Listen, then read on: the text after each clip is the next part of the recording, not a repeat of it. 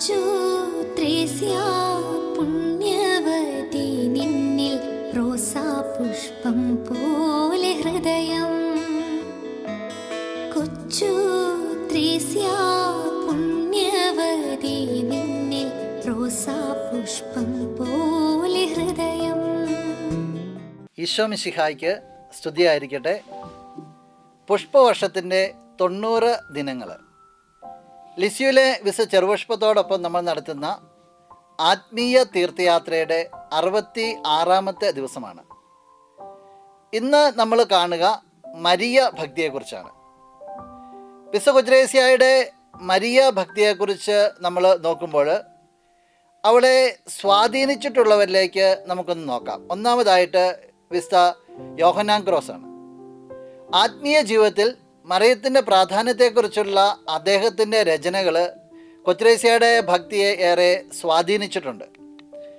രണ്ടാമതായിട്ട് ബെർണാദ് മധ്യസ്ഥ എന്ന നിലയിൽ മറിയത്തിന് അദ്ദേഹം നൽകിയ പങ്ക്, ഒരു മധ്യസ്ഥ എന്ന നിലയിൽ മറിയത്തിൻ്റെ പങ്കിന് അദ്ദേഹം നൽകിയ ഊന്നൽ, മറിയയുമായുള്ള അദ്ദേഹത്തിൻ്റെ ബന്ധത്തെക്കുറിച്ച് കൊച്ചുത്രേസ്യയ്ക്ക് ധാരണയുണ്ടാകുകയും അത് അവളുടെ വിശ്വാസത്തെ ഏറെ ആഴപ്പെടുത്തുകയും ചെയ്തു. മൂന്നാമതായിട്ട് നമ്മൾ വചനത്തിലേക്കാണ് തിരിയുക. ലൂക്കാ അറിയിച്ച സുവിശേഷം 1-ാം അധ്യായം 48-ാം തിരുവചനം. അവിടുന്ന് തൻ്റെ ദാസിയുടെ താഴ്മയെ കടാക്ഷിച്ചു. ഇപ്പോൾ മുതൽ സകല തലമുറകളും എന്നെ ഭാഗ്യവതി എന്ന് പ്രവർത്തിക്കും. ഈ മറിയത്തിൻ്റെ ഈ എളിമ, ലാളിത്യം അത് കൊച്ചുത്രേസ്യയെ ഏറെ സ്വാധീനിച്ചിട്ടുണ്ട്. യോഹന്നാൻ അറിയിച്ച സുവിശേഷം 19-ാം അധ്യായം 27-ാം വാക്യം. അനന്തരം അവൻ ആ ശിഷ്യനോട് പറഞ്ഞു, ഇതാ നിന്റെ അമ്മ.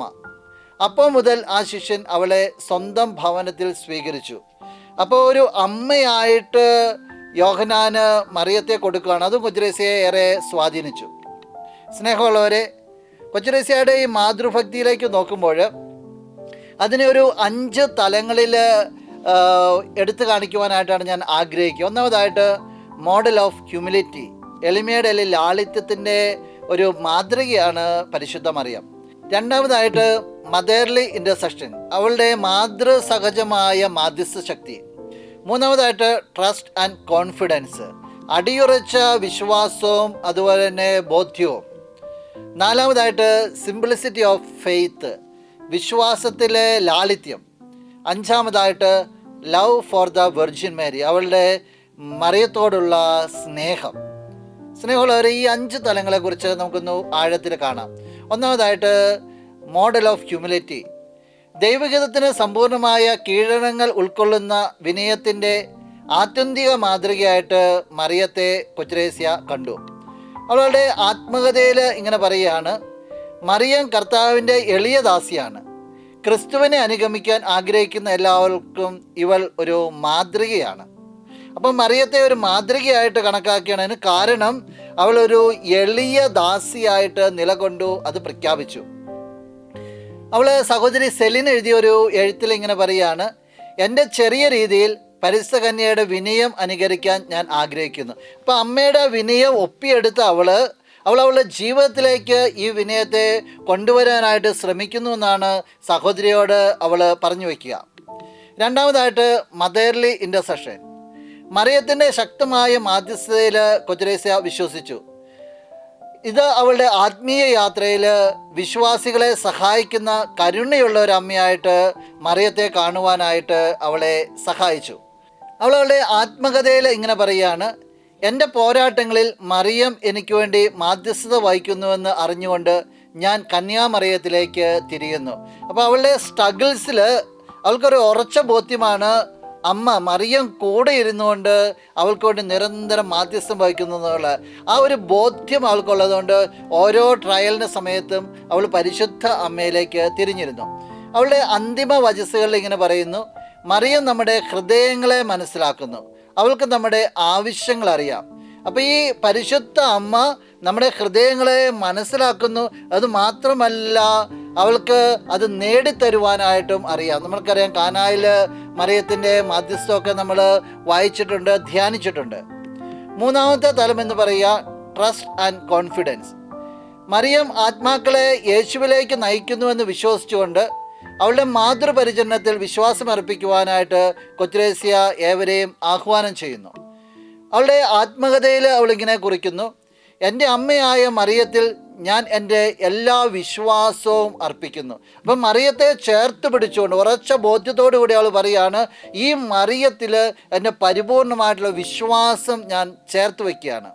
അവൾ എഴുതിയൊരു എഴുത്തിൽ ഇങ്ങനെ പറയുന്നുണ്ട്: മറിയത്തെ എൻ്റെ വഴികാട്ടിയായി കണ്ട് ഞാൻ ആത്മവിശ്വാസത്തോടെ യേശുവിൻ്റെ അടുത്തേക്ക് നടക്കുന്നു. അപ്പം ഞാൻ യേശുവിൻ്റെ അടുത്തേക്കാണ് പോയത്, യേശുവിനെ അനുഗമിക്കുകയാണ്. പക്ഷേ ഈ യാത്രയിൽ എന്നെ വഴികാട്ടിയായിട്ട് ഞാൻ ചേർത്ത് പിടിക്കുന്നത് പരിശുദ്ധ മറിയത്തെയാണ്. നാലാമത്തെ തലം എന്ന് പറയുക സിംപ്ലിസിറ്റി ഓഫ് ഫെയ്ത്ത്. മറിയത്തിൻ്റെ ലാളിത്യത്തിൽ നിന്ന് പ്രചോദനം ഉൾക്കൊണ്ട് യഥാർത്ഥ ഭക്തിക്ക് സങ്കീർണത ആവശ്യമില്ലെന്ന് വിശ്വസിച്ച കൊച്ചു ത്രേസ്യ ശിശുസമാനമായ വിശ്വാസത്തെ ഏറെ പ്രോത്സാഹിപ്പിക്കുന്നുണ്ട്. അവൾ സഹോദരി സെലിൻ എഴുതിയ ഒരു എഴുത്തിൽ ഇങ്ങനെ പറയുകയാണ്: ദൈവത്തിൻ്റെ ഇഷ്ടം ലളിതമായി സ്വീകരിച്ചതിന് മറിയത്തെ ഞാൻ അഭിനന്ദിക്കുന്നു. അവൾ അതീവ താല്പര്യത്തോടു കൂടി മറിയത്തെ അഭിനന്ദിക്കുകയാണ്. കാരണം മറിയം ദൈവത്തിൻ്റെ ഇഷ്ടത്തെ ലളിതമായിട്ട്, കോംപ്ലിക്കേറ്റഡ് അല്ല, ലളിതമായിട്ട് ജീവിതത്തിലേക്ക് സ്വീകരിച്ചു.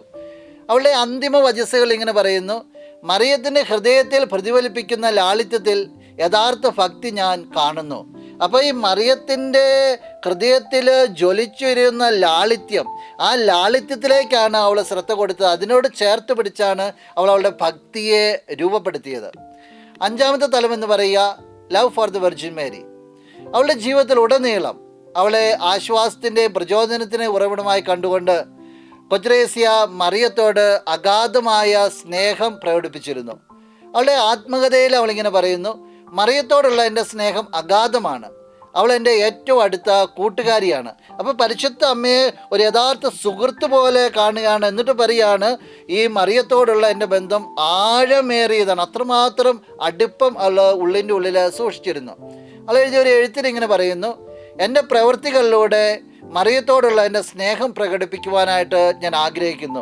അപ്പോൾ എൻ്റെ പ്രവർത്തനങ്ങൾ അതുപോലും കൊച്ചുത്രേസ്യ മനസ്സിലാക്കിയിരുന്നത്, അല്ലെ കണക്കാക്കിയിരുന്നത്, അതുപോലും പരിശുദ്ധ അമ്മയോട് കൂടുതൽ അടുക്കുവാനുള്ള ഒരു മാർഗമായിട്ടാണ്.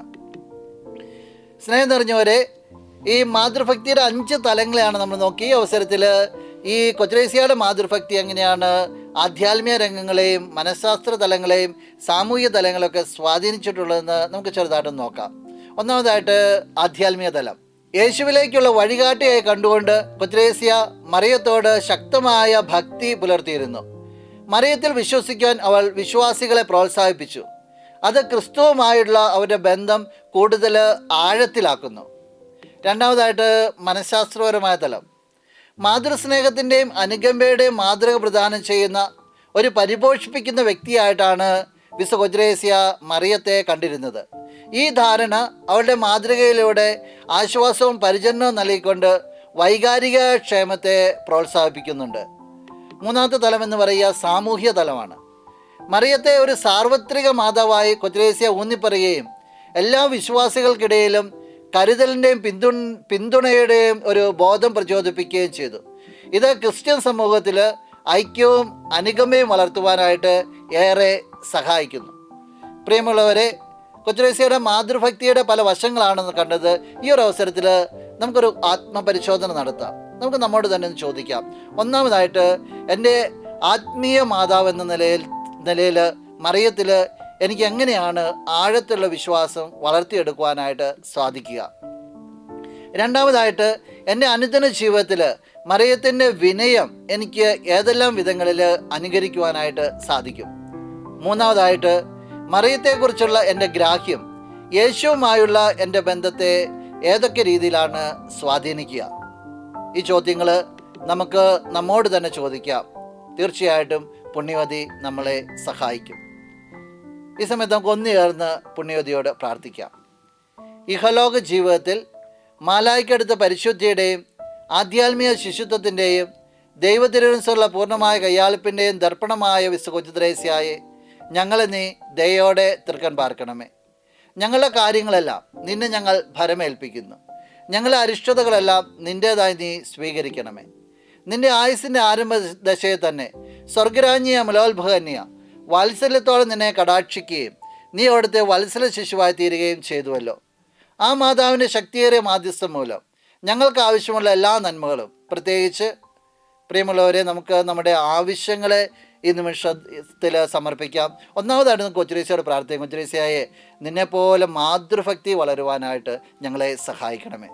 ഒപ്പം നമുക്ക് നമ്മുടെ വിവിധങ്ങളായ നിയോഗങ്ങളെ ഈ നിമിഷം ചേർത്ത് വയ്ക്കാം.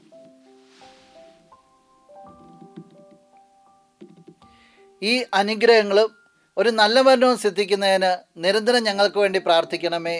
ആമേൻ. നമുക്ക് പുണ്യവതിയുടെ തിരുശേഷിപ്പ് കൊണ്ടുള്ള ആശീർവാദത്തിനായിട്ട് ഒരുങ്ങാം. കരങ്ങൾ കൂപ്പി കണ്ണുകൾ അടച്ച് ശിരസ് നമിക്കാം. നല്ലവനായ കർത്താവേ, നിൻ്റെ ഇഷ്ടദാസിയായ ലിസിയോയിലെ ചെറുപുഷ്പത്തെ ഞങ്ങൾ നന്ദിയോടുകൂടി ഓർക്കുകയാണ്. നിൻ്റെ അമ്മയായ പരിശുദ്ധ മറിയത്തോടുള്ള അവളുടെ ഭക്തി ഞങ്ങളെ വല്ലാതെ അത്ഭുതപ്പെടുത്തുന്നു.